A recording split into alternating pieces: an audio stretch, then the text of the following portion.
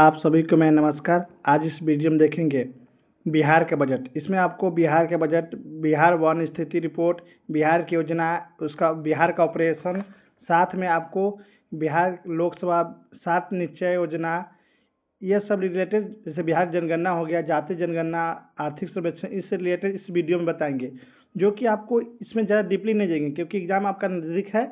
ADO का भी exam 1 दिन 2 दिन बाद आने ही वाला है, तो ज़्यादा डिटेल में नहीं जाएंगे ताकि आपको ये 2 घंटे में पूरे ख़त्म हो जाए, ताकि आप एग्ज़ाम से पहले 1 दिन पहले आप अच्छे से इसको वीडियो को देख लीजिएगा, ताकि आपसे 3 से 4 क्वेश्चन आपको ऐसे बिहार से रिलेटेड करंट अफेयर से बन जाएगा।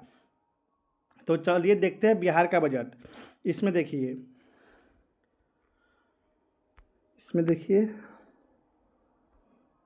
देखिए ये आपको बिहार का जो बजट है आपको कब पेश किया गया था, याद रखिएगा 3 फरवरी 2026 को बिहार के वित्त मंत्री विजेंद्र प्रसाद यादव।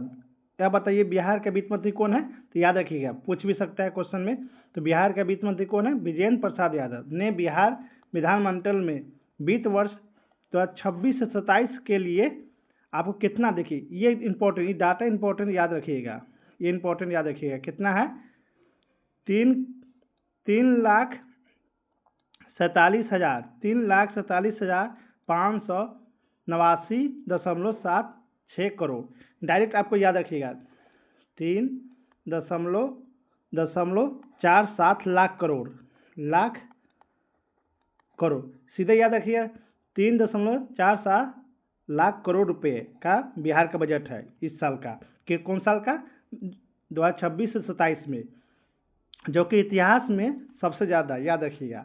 बिहार बजट 2026 से 27 का थीम क्या था, याद रखिए, ये इंपॉर्टेंट, इसको भी स्टार लगा लीजिए और साथ में इसको भी स्टार लगा दीजिए। थीम क्या था? संपन्न बिहार और समृद्ध बिहार। याद है कौन सा? संपन्न बिहार और समृद्ध बिहार।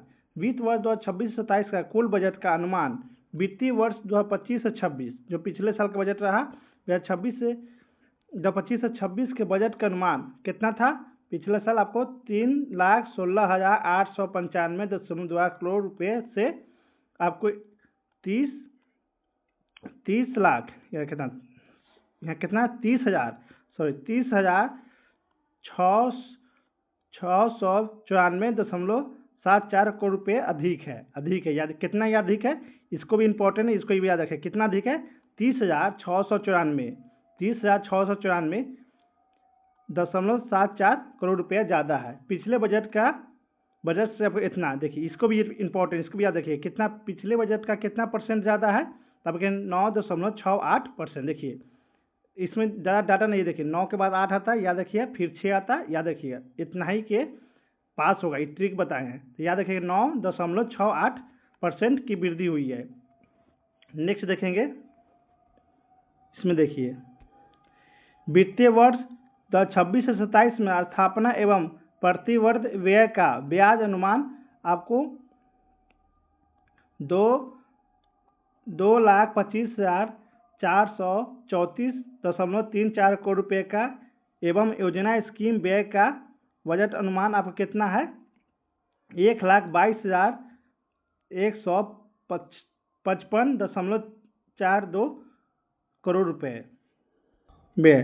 तो ज़्यादा इसका आर्थिक विकास ज़्यादा इंपॉर्टेंट नहीं, इसको याद रखिएगा। इसमें जो बता कौन कौन सा याद रखना है ये भी बता दीजिए, इसको याद रखिएगा। इसका जाके 2025 से 26 के लिए आर्थिक विकास दर आपको कितना रहने का अनुमान है?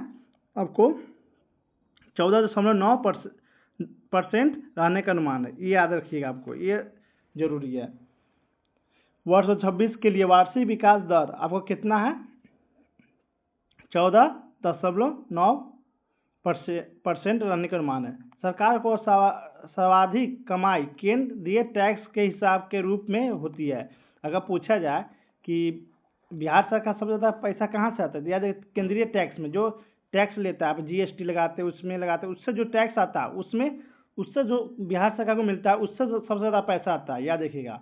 और वही सर्वाधिक खर्च सामाजिक कल्याण की योजना में रहता है, जैसे कि हॉस्पिटल बन गया, रोड बन गया, अच्छा सा जो सब्सिडी दिया गया सामाजिक कार्य में, उसमें सबसे ज़्यादा पैसा खर्च होता है, याद रखिएगा।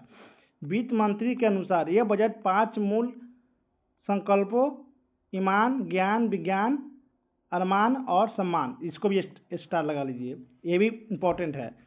वित्त मंत्री के अनुसार यह बजट 5 मूल संकल्पों से है। कौन कौन? ईमान, ज्ञान, विज्ञान, अरमान, सम्मान पर विशेष ध्यान देते हुए तैयार किया गया है। नेक्स्ट देखिए, ये भी स्टार लगा लीजिए, ये बहुत इंपॉर्टेंट है। ये भी बिहार सरकार ने ये बजट राज्य सरकार के महत्वाकांक्षी योजना 7 निश्चय 3 के परिकल्पना के अंतर्गत प्रस्तुत किया गया है, जिसमें समावेशी विकास, रोजगार, शिक्षा, महिला सशक्तिकरण, कृषि अवसंरचना तथा आम लोग के कल्याण पर विशेष जोर दिया गया है। देखिए, जो आपका 7 निश्चय, इसी वीडियो में आपको थोड़ी देर बाद पढ़ाएंगे कौन कौन सा 7 निश्चय में कौन कौन सी योजना है, इसका कब तक ये लागू रहेगा ये भी बताएंगे। देखिए 7 निश्चय योजना, ये देखिए आपको कितना बढ़ गया। देखिए निश्चय 2 योजना जो 2 था, 7 निश्चय 2 योजना वो 2025 तक था। अब 7 निश्चय, जैसे आपके जेडीयू का सरकार बन गया, तो फिर इसको बढ़ा दिया गया है, 25 से 30 कर दिया है। तब विभिन्न विभागों का अंतर्गत कुल कितना 14,800 करोड़ रुपए की बजट प्रावधान किए गए। किसमें? 7 निश्चय योजना में। याद रखिए, इंपॉर्टेंट स्टार लगी। अगर पूछा जाए 7 निश्चय 3 में के तहत विभिन्न विभागों के अंतर्गत कुल कितना 14,800 करोड़ रुपए का बजट प्रावधान किया गया है। देखिएगा, 7 निश्चय के तहत प्रति व्यक्ति आय दोगुनी करने का लक्ष्य है। याद रखिएगा, इसमें क्या है? प्रति व्यक्ति आय को दोगुनी करने का लक्ष्य है। नेक्स्ट देखेंगे, इसमें देखिए ये भी इंपॉर्टेंट है, इसको भी याद रखिएगा। शिक्षा, देखिए शिक्षा क्षेत्र में सामान्य शिक्षा एवं उच्च शिक्षा को सबसे अधिक कितना, ये भी डाटा याद रखिए, डाटा इंपॉर्टेंट है, याद रखिए सभी लोग। 68,216.95 कितना है? 68,000, याद मन में रखिए, मन में थोड़ा आँख बंद करके अंदर से मन में सोचिए। 68,216, ऐसे 68,216.95 या ऐसा ही याद कीजिएगा, करोड़ रुपए का आवंटन मिला है।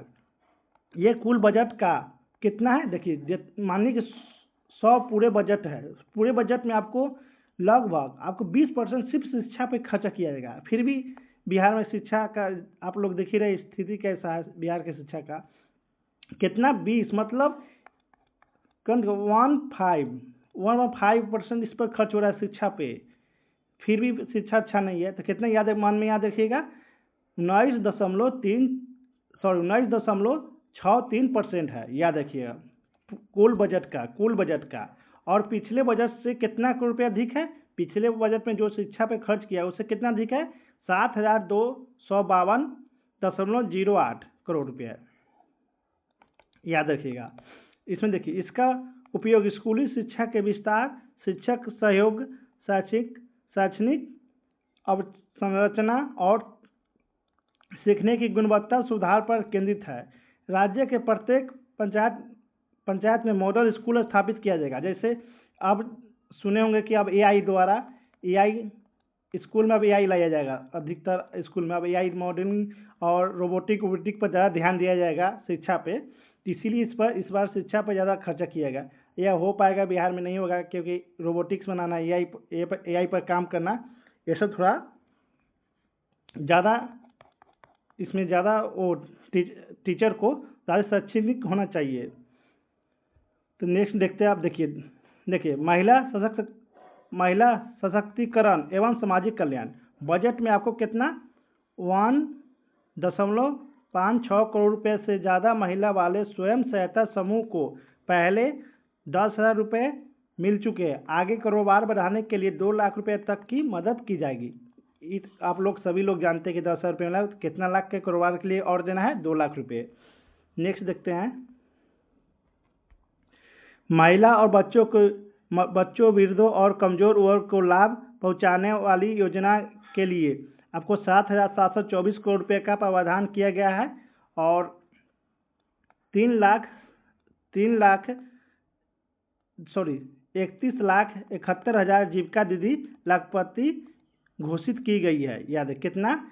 31,71,000 जीविका दीदी लाखपति घोषित की गई है। नेक्स्ट देखेंगे, देखिए ये इम्पोर्टेंट है। देखिए कुल प्राप्ति कितना है, इम्पोर्टेंट है आपको। कुल प्राप्ति, जैसे कुल प्राप्ति क्या है, मतलब कुल प्राप्ति कहाँ से पैसा आएगा। जैसे कोई टैक्स दिया, कॉर्पोरेट टैक्स हो या जीएसटी, सीमा शुल्क, चाहे आप किसी को आप पैसा दिए उससे ब्याज आएगा, और सरकार द्वारा फीस, जुर्माना, अनुदान, जैसे IMF से अनुदान मिलेगा, तो ये सबसे जो पैसा आएगा उसको कुल प्राप्ति बोलेंगे। जो सभी मिलाकर जो पैसा आएगा उससे उसी को कुल प्राप्ति बोलेंगे, याद रखिएगा। जैसे और से भी हो सकता है, जैसे आप इसमें कर्ज भी ले रहे हैं, अगर किसी से लोन लिए वो भी कुल प्राप्ति में आएगा, याद रखिएगा। चाहे RBI से ले रहे हैं, चाहे कोई आप निवेश कर रहे हैं, जैसे आपने सोचा कि कोई सरकारी रेलवे है, रेलवे का शेयर बेच देते हैं, शेयर बेचेगा, पैसा आएगा, वो भी जो पैसा आएगा सब कुल प्राप्ति में आएगा, याद रखिएगा। इसमें देखिए कुल प्राप्ति में आपको दो तरह का होता है, एगो राजस्व प्राप्ति, एगो पूंजीगत प्राप्ति। और राजस्व प्राप्ति क्या होता है? राजस्व प्राप्ति में आपको ऐसा सरकार की कमाई, याद रखिए, न तो वापस करना है और न ही इसके लिए कुछ बेचना है, याद रखिए। इसमें ना आपको कोई बेचेगा, जैसे कोई बेचने पर पैसा आता है तो सरकार को इसमें कुछ नहीं बेचना भी नहीं है, ना इसमें आपको ना किसी को वापस करना भी है। तो जैसे टैक्स हो गया, कॉर्पोरेट टैक्स, अब सरकार कुछ बेचा नहीं, टैक्स खुद आ गया, ना किसी से ना किसी के न वापस करना, टैक्स वापस करना है, नहीं करना है, तो ये राजस्व प्राप्ति में हो गया, याद रखिएगा।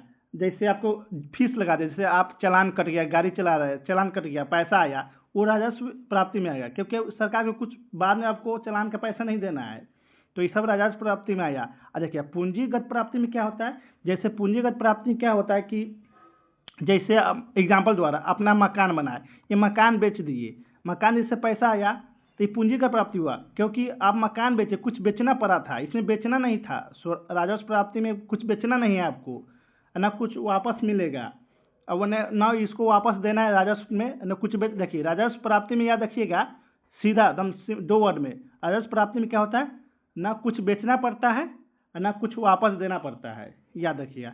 इसमें क्या होता है, कुछ बेचकर पूंजीगत प्राप्ति में क्या होता है, कुछ बेचकर पैसा आना, या किसी सरकार से लोन लेना, जैसे RBI से लोन लेना, और चाहे आप IMF से लोन लेना। लोन लेकर, जैसे लोन लेता है सरकार, जब लोन लेता है क्या होता है, बॉन्ड देता है, एक बॉन्ड देगा तभी आपको लोन देगा, RBI देगा चाहे IMF देगा, तो बॉन्ड बेचे आप तभी तो पैसा मिला, तो यह देखिए पूंजी प्राप्ति इसकी बोलते हैं। फिर देखते हैं आप, देखिए आपका कुल प्राप्ति कितना है, कुल प्राप्ति आपको कितना है, आपको याद रखिएगा 34,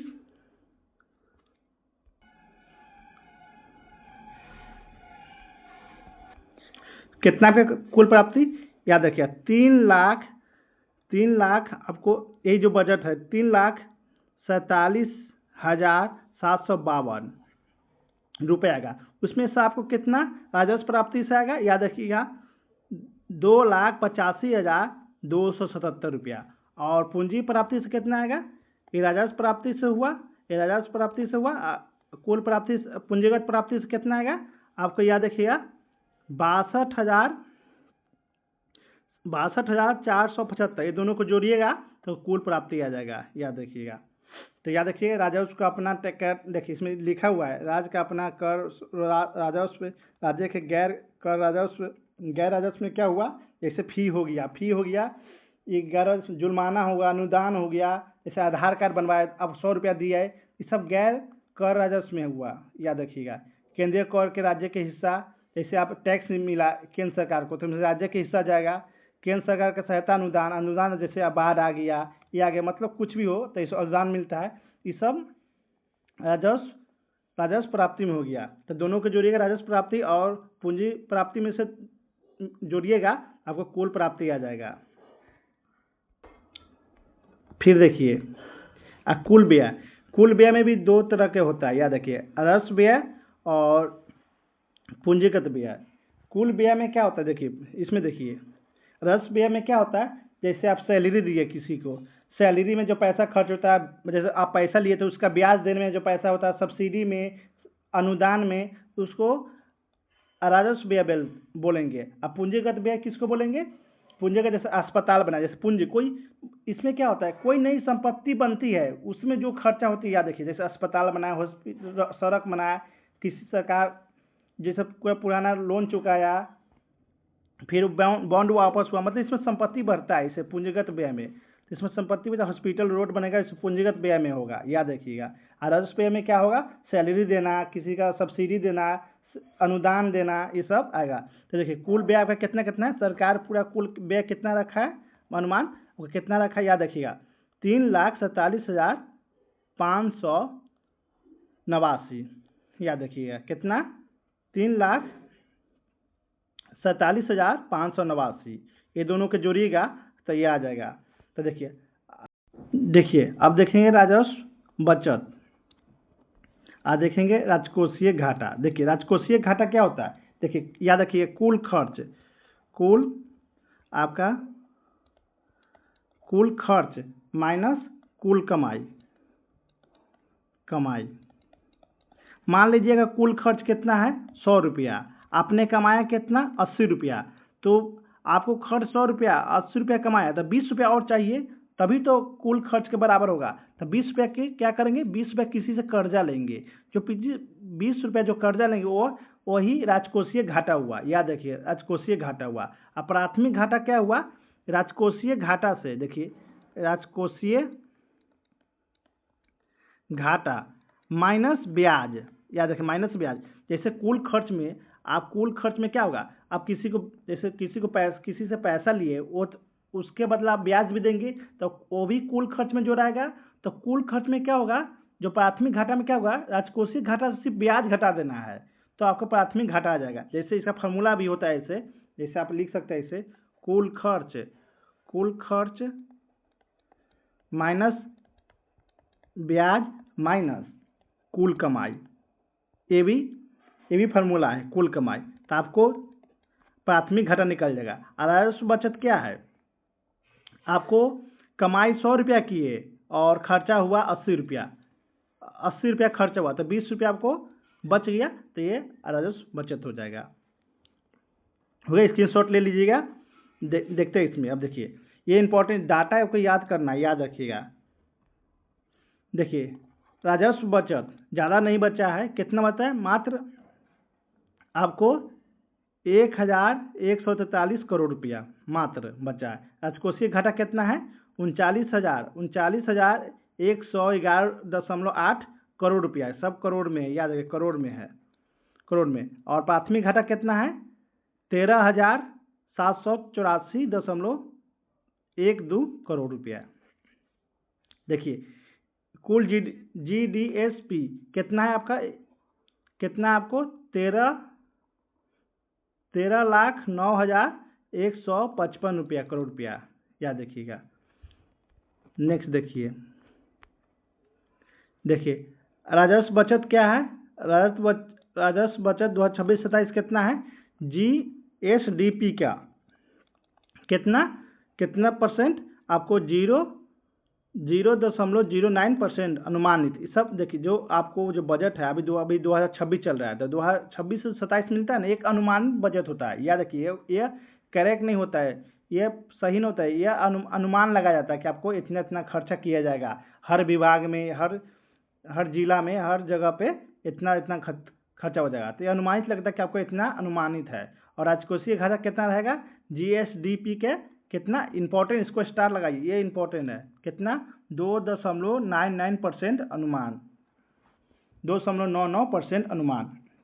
अब देखिए रोजगार एवं नौकरियां वर्ष 2030 तक 1 करोड़ रोजगार देने का सृजित करने का लक्ष्य रखा है, मगर यह असंभव है,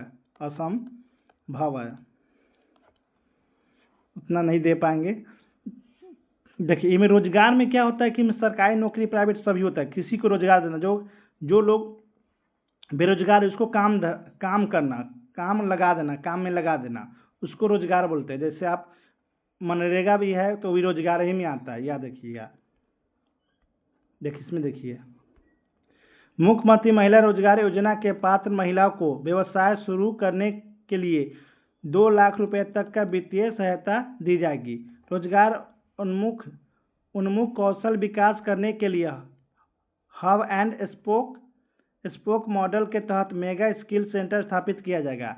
कृषि एवं किसान पीएम किसान सम्मान निधि के तर्ज पर जननायक कर्पूरी ठाकुर किसान सम्मान निधि के तहत पात्र कितना 73.37 लाख किसान को अब 6,000 की जगह 9,000 रुपये प्रतिवर्ष मिलेगा। इसको याद रखिएगा, अब 9,000 प्रतिवर्ष मिलेगा। देखिए, बिहार एग्री इंफ्रास्ट्रक्चर मिशन के जरिए 1 लाख करोड़ रुपए का निवेश का लक्ष्य रखा गया है। ये भी इम्पोर्टेंट याद रखिएगा। चौथी कृषि रोड मैप के जरिए एग्री स्टार्टअप को बढ़ावा दिया जाएगा। ये भी याद रखिएगा। देखिए नेक्स्ट देखिए स्वास्थ्य एवं चिकित्सा सेवा अस्पताल के उन्नयन और चिकित्सा सुविधाओं के विस्तार के लिए बजट में स्वास्थ्य सेवाओं को सुदृढ़ किया जाएगा। पीएमसी पटना में पहले चरण में कितना याद रखिए 1100 बेड बढ़ाए जाएंगे और 10 नए जिले में मेडिकल कॉलेज की घोषणा की जाएगी। देखिए, उद्योग अब निवेश में देखेंगे। नई औद्योगिक नीति के मध्य से बड़े पैमाने पर निवेश आकर्षित करने और निजी क्षेत्र की भागीदारी को मजबूत करने का लक्ष्य रखा गया है। फिर नेक्स्ट देखेंगे, औद्योगिक क्षेत्र में 50 करोड़ रुपए तक का निजी निवेश का आकर्षित करने का उपाय किए गए हैं। औद्योगिक समर्थन मिशन के तहत बंद पड़ी चीनी मिल के पुनरुद्धार का प्रावधान किया गया है। मतलब फिर से रीओपन करना का प्रावधान किया गया है। निवेश आकर्षित करने के लिए डिफेंस कॉरिडोर से लेकर सेमीकंडक्टर पार्क स्थापित का प्रावधान किया गया है। अगले 5 वर्ष में सरकारी भवनों में कितना याद रखिए 50 मेगावाट रूफटॉप सोलर प्लांट लगाया जाएगा। इंपॉर्टेंट, इसको स्टार लगा लीजिए। देखिए, तो 26-27 में राज्य के अधिकतम मांग 9600 मेगावाट से अधिक होने का संभावना है। पर्यटन पीपीटी मॉडल पर पटना में 2, राजगीर में 2 तथा वैशाली में 1 5 सितारा होटल निर्माण किया जाएगा। याद रखिए, पीपीटी मॉडल के आधारित याद रखिए कहाँ पे, पटना में 2, राजगीर में 2 और वैशाली में 1। इंपॉर्टेंट, कितना 5 सितारा होटल का निर्माण किया जाएगा ताकि पर्यटन को सुविधा मिले। 5 सितारा होटल में क्या होता है कि आप जहाँ के वहाँ का आपका भोजन मिलेगा, वहाँ का वातावरण मिलेगा, सभी चीज़ मिलेगा 5 सितारा होटल में, याद रखिएगा। स्वदेश दर्शन योजना 2 के तहत सोनपुर मेले स्थल सारण एवं केंद्र सरकार के प्रसाद योजना के अंतर्गत अंबिका भवानी मंदिर सारण का विकास किया जाएगा। सारण में आपको अंबिका भवानी मंदिर है, याद रखिएगा। देखिए, बजट कुछ अन्य महत्वपूर्ण बातें। राज्य में 5 नए एक्सप्रेसवे का निर्माण किया जाएगा। ये भी इम्पोर्टेंट, याद रखिएगा। जो 26 से 27 में 3000 किलोमीटर नए ग्रामीण पथ का निर्माण कराने का लक्ष्य है। बिहार राज्य की 89% आबादी गांव में रहती है। कितना, सिर्फ 11% ही शहर में रहते हैं। फतुआ के पास multi modal logistic park fintech city खुलेंगे। ये भी याद रखिए, कहाँ पे खुलेगा, फतुआ, जो पटना के पास है फतुआ, वहाँ पे 19 केंद्रीय और 85 मॉडल स्कूल का निर्माण किया जाएगा। कितना, 19 केंद्रीय और 85 मॉडल स्कूल का निर्माण किया जाएगा। पटना और ललित नारायण मिथिला विश्वविद्यालय को मॉडल विश्वविद्यालय बनाया जाएगा। पटना को तो देखिए रहे जाइएगा, पटना यूनिवर्सिटी पास तो मॉडल बन ही गया है। वहाँ पे बहुत सारा बिल्डिंग खुला है। कितना, 15 मंजिला बिल्डिंग भी बना है पटना में। हाल ही में आपको 10 दिन पहले उद्घाटन हुआ है। पूर्वी चंपारण, जमुई और पूर्णिया में डिजिटल तारामंडल का निर्माण किया जाएगा। देखिए, इसको याद रखिएगा, स्टार लगा लीजिए इसको स्टार। कहाँ पे, पूर्वी चंपारण, जमुई, पूर्णिया। कहाँ पे, पूर्वी चंपारण, जमुई, पूर्णिया। कहाँ पे, पूर्वी चंपारण, जमुई, पूर्णिया में डिजिटल तारामंडल का निर्माण। हर प्रखंड में आदर्श विश्वविद्यालय का स्थापना किया जाएगा।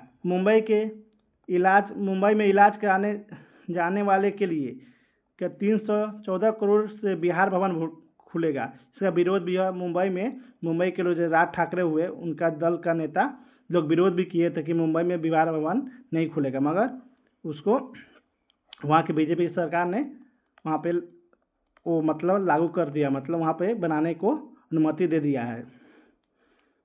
फिर 35 भागलपुर में ताप विद्युत संयंत्र 2029 से 30 तक पूरा कराने का लक्ष्य रखा है, याद रखिए। फिर 35 में 200 प्रखंडों में तरकारी आउटलेट की स्थापना किया जाएगा।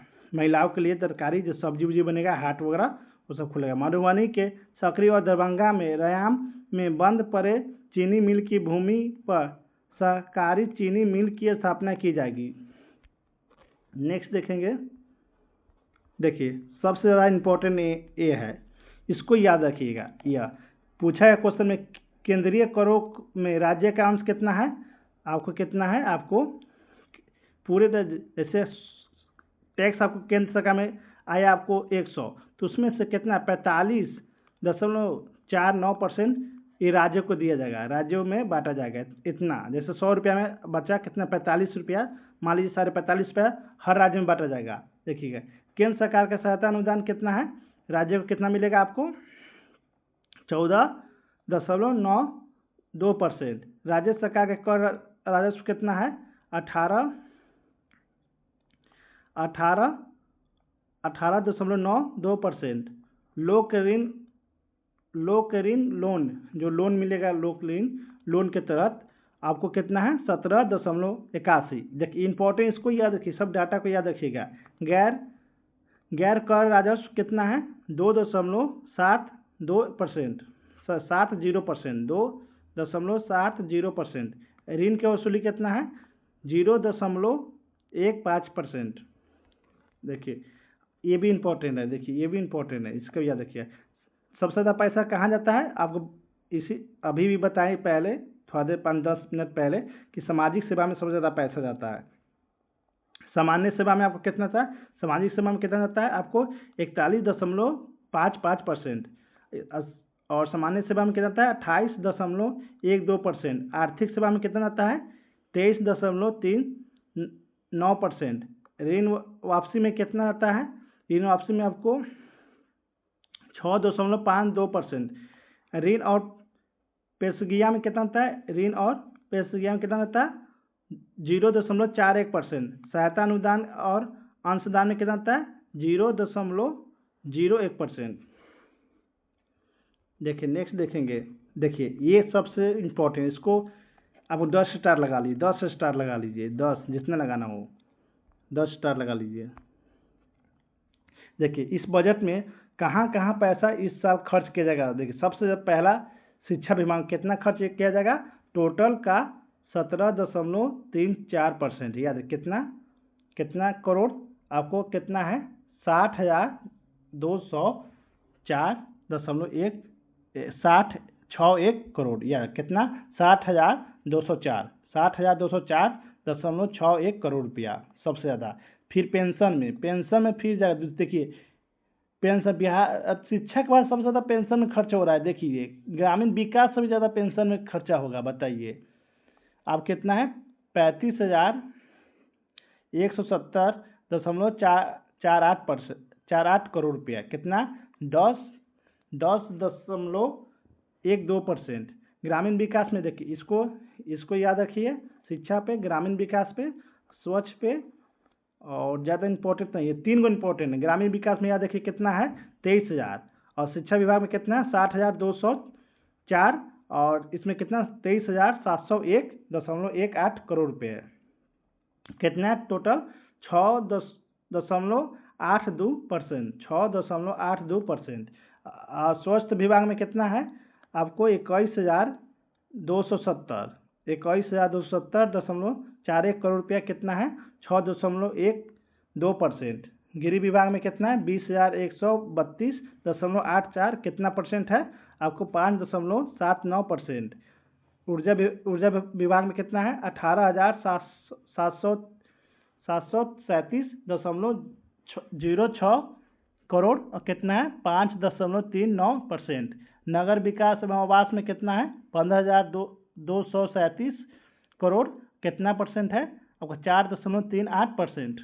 ग्रामीण कार्य विकास में कितना है 11 1312.18 करोड़ रुपया और चौथा परसेंट कितना है 3.25%।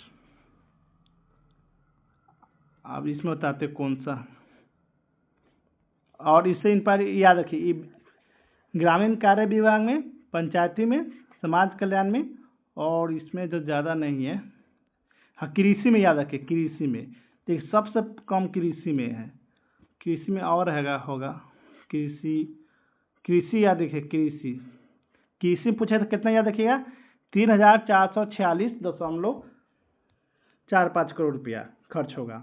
कितना 0.99% याद रखिएगा।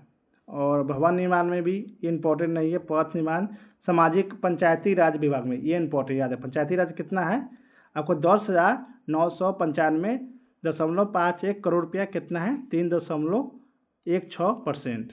ये भी इतना इम्पोर्टेंट नहीं है, ये भी इम्पोर्टेंट नहीं है। इतना कृषि हो गया, उद्योग में इम्पोर्टेंट नहीं है। पर्यटन के याद भी कर सकते, पर्यटन विभाग सभी को स्क्रीनशॉट ले लीजिएगा अगर हम नहीं बता रहे, क्योंकि वीडियो लंबा हो जाएगा इसी कारण। इसमें भी पर्यटन विभाग में याद रखिएगा। उसके बाद देखिए